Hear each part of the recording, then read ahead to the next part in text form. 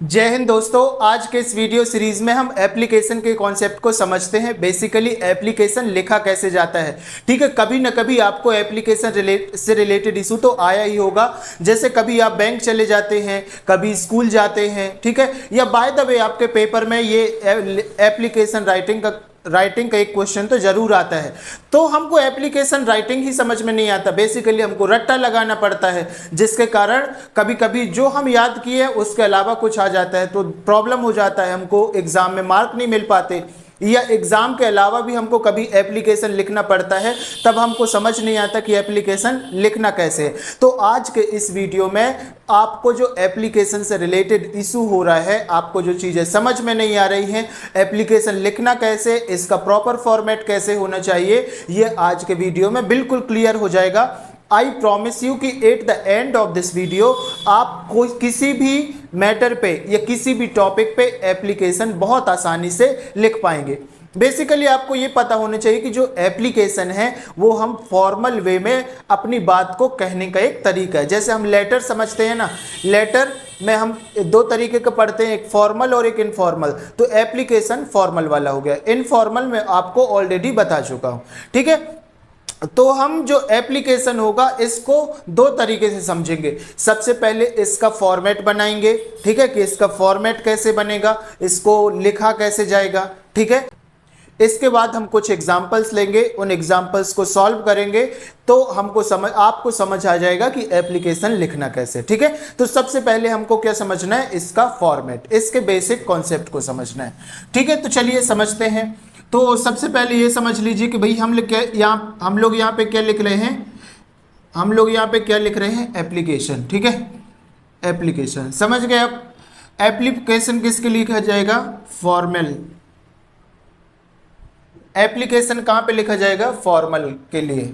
ठीक है, formal representation.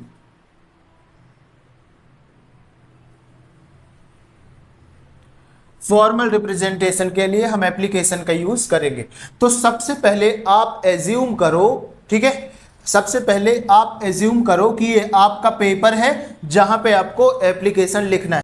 ठीक है, तो आप लिखेंगे कैसे, सबसे पहले यहां पे लिखेंगे टू, फिर यहां पे लिखेंगे द। ठीक है, इतनी बात समझ में आ गई। इसके बाद लिखेंगे name of person. Name of person का मतलब ये होता है कि जिस भी पर्सन को आप एप्लीकेशन लिखना चाहते हैं वो यहां पे इसका नाम आ जाएगा। ठीक है, यहां पे नाम आ जाएगा। और नेम ऑफ सेक्टर, ठीक है, कि नेम ऑफ सेक्टर, जैसे आप बैंक के लिए लिखना चाहते हैं तो बैंक का नाम आ जाएगा। ठीक है, जैसे आप कहीं स्कूल के लिए लिखना चाहते हैं तो स्कूल का नाम आ जाएगा। तो जहां पे भी आप लिखना चाहते हैं तो वो यहां पे नेम ऑफ सेक्टर आ जाएगा। ठीक है, इसके बाद आ जाएगा आपका सब्जेक्ट, इसके बाद आ जाएगा आपका सब्जेक्ट लिखना है। उसके बाद डिस्क्रिप्टिव साइन लगाना है। सब्जेक्ट का मतलब होता है आपका विषय, आप किस विषय पे अपना एप्लीकेशन लिखना चाहते हैं। ठीक है, आपका टाइटल क्या है, आपको प्रॉब्लम क्या है, समझ गए आप। तो यहाँ पे ये बात आ जाएगी। तो यहाँ पे आपको इतना तो लिखना है, एन एप्लीकेशन फॉर, इसके बाद अपना जो भी आपका टॉपिक रहेगा यहां पे आप टॉपिक डाल दीजिए। ठीक है, एन एप्लीकेशन फॉर किसके लिए है यहां पे आप डालेंगे। ठीक है, अपना यहां पे टॉपिक डालेंगे। ठीक है, समझ गए बात, जो भी आपका टॉपिक रहेगा। An application for 3 days leave, an application for opening the bank account, an application for TC, या जो भी आपका टॉपिक रहेगा वो आप यहां पे डालेंगे। इसके बाद क्या डालेंगे, रिस्पेक्टेड सर। ठीक है, क्या डालेंगे, रिस्पेक्टेड सर। ठीक है, या मैडम, रिस्पेक्टेड सर या मैडम। इसके बाद यहां पे कॉमा लगाएंगे, रिस्पेक्टेड सर या मैडम, इसके बाद यहां पे कॉमा लगाएंगे। इसके बाद यहां से आप लिखना शुरू करेंगे। ठीक है, यहां से पहली लाइन क्या लिखेंगे, आई बैक टू से दैट, मैं क्या कहना चाहता हूं। इसके बाद अपनी बात को यहां पे लिखेंगे। ठीक है, इसके बाद अपनी बात को, पूरी बात को लिखेंगे। पहला सेंटेंस आप यहां से स्टार्ट करेंगे, आई बैक टू से दैट। ठीक है, तो यहां पे जो लिखा जाएगा इस वाले पोर्शन को हम नाम देते हैं बॉडी। इसका नाम क्या दे देते भैया, बॉडी। इस बॉडी में आपकी जो आपके एप्लीकेशन में या जो भी आप बात कहना चाहते हैं उस पूरी बात को यहाँ पे एक्सप्लेन करना है, ठीक है, एक्सप्लेन करना है, समझ गए बात को, यहाँ पे सारी बातों को आपको एक्सप्लेन करना है, ठीक है, कुछ चीज़ें आपको समझना है। और दूसरी बात यह है कि आपको ग्रामर, जो ग्रामर रहेगी ना, ग्रामर शुड बी करेक्ट। जब आप बॉडी लिखेंगे तो आपकी ग्रामर करेक्ट होनी चाहिए। वर्ड लिमिट आपको ये नहीं कि बहुत बड़ा ही लिख दिए, पूरा पढ़ने वाले को समझ में नहीं आ रहा है, इतना बड़ा भी नहीं लिखना है। कोई भी वर्ड आपको रिपीट नहीं करना है। ये नहीं कि आपने एक बात कह दिया फिर उसी बात को घुमा फिरा के फिर कह रहे हैं। अपनी बात को अच्छे कम शब्दों में कहना है, ठीक है, ताकि आपकी बात भी पूरी हो जाए और आपका जो एप्लीकेशन का फॉर्मेट है वो भी बहुत बड़ा ना हो, ठीक है। तो ये बॉडी में कुछ इस तरीके की चीज़ें आपको लिखना है, ये चीज़ें बहुत ही इंपॉर्टेंट है। इसके बाद आ जाएगा यहाँ पे लिखना है, अगर आप कहीं पे स्टूडेंट हैं तो आप यहाँ पे लिख देंगे योर्स ओबीडियंटली या योर्स ट्रूली, जो भी आपको सही लगता है वो लिख दीजिए। यहाँ पे आप लिखना है योर्स ट्रूली, या अगर आप स्टूडेंट वगैरह हैं तो यहाँ पे लिख सकते हैं ओबीडियंटली और यहाँ पे अपना नाम, ठीक है, यहाँ पे अपना नाम, ठीक है, समझ गए बात को। तो पेपर में ये होता है कि पेपर में जब आपको क्वेश्चन आएगा तो क्वेश्चन आपका नाम नहीं आएगा, क्वेश्चन में आपको ऑलरेडी किसी का नाम आता है कि आपका नाम क्या है, ठीक है। तो अब हम समझते हैं, कुछ एग्जांपल्स लेंगे, एग्जांपल्स की मदद से हम कुछ प्रॉब्लम्स को सॉल्व करेंगे और देखेंगे कि एप्लीकेशन कैसे लिखा जाए। तो दोस्तों यहाँ पे हमने एक क्वेश्चन लिख लिया है और ये क्वेश्चन हमने कहाँ से लिया है, ये आप देख सकते हैं हमारे पास क्लास 12th का पेपर है इंग्लिश का। तो ये जो क्वेश्चन है ये क्वेश्चन मैंने इस पेपर से लिया है। आई होप सो कि ये क्वेश्चन आपको समझ में आ जाएगा और इस तरीके का कोई भी क्वेश्चन आएगा आपके एग्जाम में तो आप उसको बहुत आसानी से सॉल्व कर लेंगे। तो सबसे पहले हम क्वेश्चन को रीड करेंगे, अंडरस्टैंड करेंगे, इसके बाद हम उसको राइट करने की कोशिश करेंगे। तो सबसे पहले क्या है, write an application to your principal of government higher secondary school. तो सबसे पहले यहाँ पे देख लो किसको आपको एप्लीकेशन लिखना है, अपने प्रिंसिपल को, और ये कहाँ पे है, गवर्नमेंट हायर सेकेंडरी स्कूल। तो दो चीज़ें आपको पता चल गई, किसको लिखना है एप्लीकेशन, प्रिंसिपल को, ठीक है। एड्रेस क्या है आपका, तो ये हो गया एड्रेस आपका government higher secondary school Seoni, ठीक है, ये एड्रेस हो गया। To issue your books from the book bank. अब यहां पे मिल गया आपका रीजन, आपको लिखना क्या है, आपको लिखना क्यों है, ठीक है, यहां पे मिल गया आपको रीजन कि आपको लिखना क्यों है। क्यों लिखना है, इशू कराना है बुक्स फ्रॉम, कहां से, बुक बैंक से, ठीक है, बुक बैंक से आपको क्या कराना है, इशू बुक कराना है। और यू आर हरी, यहां पे आपका मिल गया है नाम, ठीक है, कि आपका नाम क्या है, हरी है। तो ये तीन चीजें आपको बेसिकली ध्यान रखना है, ठीक है, कि भाई लिखना किसको है, एड्रेस क्या है और आपका रीजन क्या है, ठीक है। तो ये चीज अगर आपको पता है तो आप बहुत अच्छे से लिख सकते हैं। चलिए लिखते हैं इसको। तो सबसे पहले ये आपकी कॉपी का पेज है और इसके बाद हम लिखते हैं, यहाँ से स्टार्ट करते हैं। तो सबसे पहले क्या लिखेंगे, टू, फिर द, टू के बाद क्या लिखेंगे, द, फिर इसके बाद क्या आ जाएगा, प्रिंसिपल, प्रिंसिपल कहाँ के प्रिंसिपल है भैया,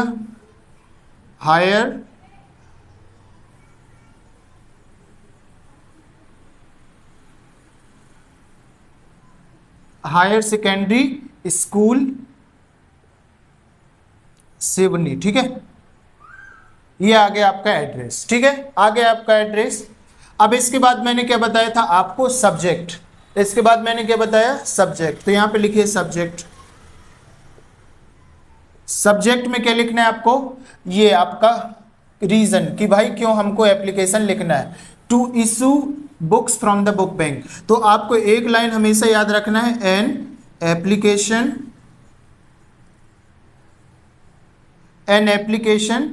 फॉर किसके लिए लिखना है, issue books from the book bank, ठीक है, for issuing books from book bank. यहां पे लगाइए फुल स्टॉप, ठीक है। तो ये आपका एक लाइन कंप्लीट हो जाएगा।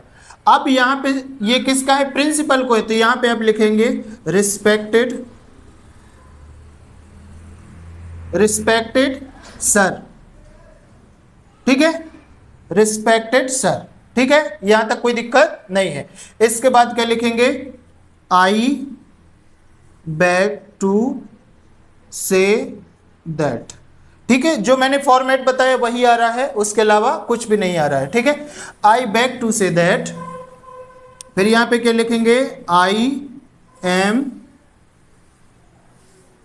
Student of class 12th B, ठीक है, ये चाहो तो ऐसे लिख सकते हो, I am class 12th B. मैं ये कहना चाहता हूं कि मैं क्लास 12th बी का स्टूडेंट हूं, ठीक है। और इसके बाद क्या लिखेंगे, my father is a farmer,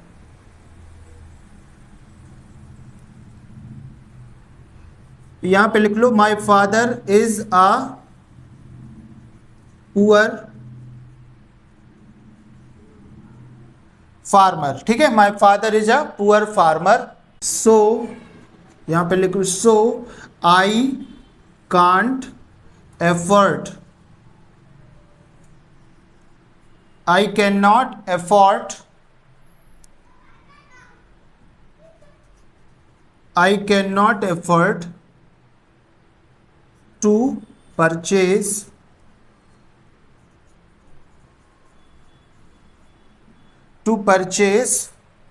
some books,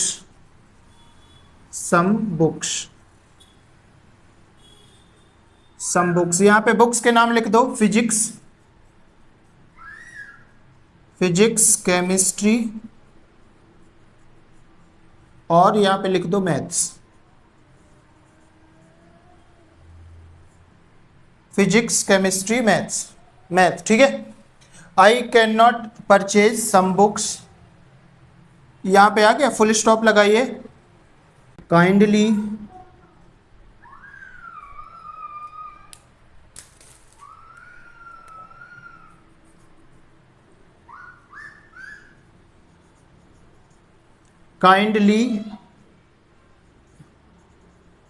request you to issue me that books from book bank, ठीक है। मैं रिक्वेस्ट करता हूं कि ये जो बुक्स हैं वो बुक बैंक से इशू करने की कृपा करें या कष्ट करें, ठीक है, इस तरीके से। और इसके बाद आप क्या लिख देंगे एक line, so that I can continue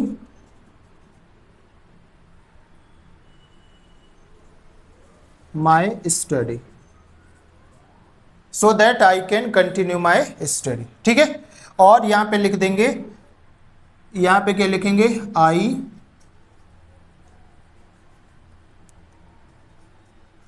will be thankful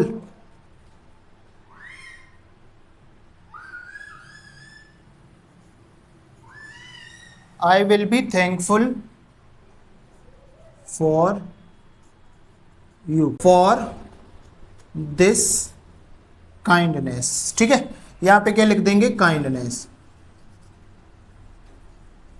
ठीक है। तो इस तरीके से आपका हो जाएगा कंप्लीट। और यहां पे आप लिख देंगे योर ओबीडियंटली,